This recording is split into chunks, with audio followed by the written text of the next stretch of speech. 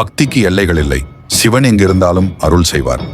சிவபெருமான் நிகழ்த்திய 64 லீலைகள், திருவிளையாடல்கள் மதுரையில் நிகழ்ந்தவையாகும். பரஞ்சோதி முனிவர் இயற்றிய திருவிளையாடல் புராணத்தில் இவை விரிவாக கூறப்பட்டுள்ளது. கடல் கடந்த வணிகனுக்கு அருள் செய்தது. மதுரையில் ஒரு சிறந்த வணிகர் கடல் கடந்தும் வணிகம் செய்ய எண்ணினார்.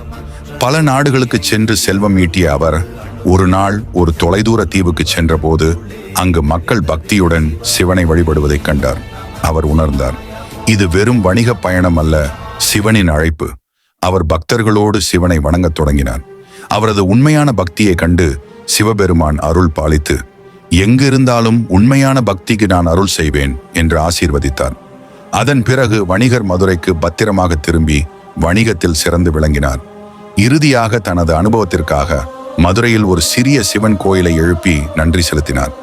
இந்த நிகழ்வு நமக்கு உணர்த்துவது, சிவன் எங்கிருந்தாலும் பக்தர்களை காப்பாற்றுவார்.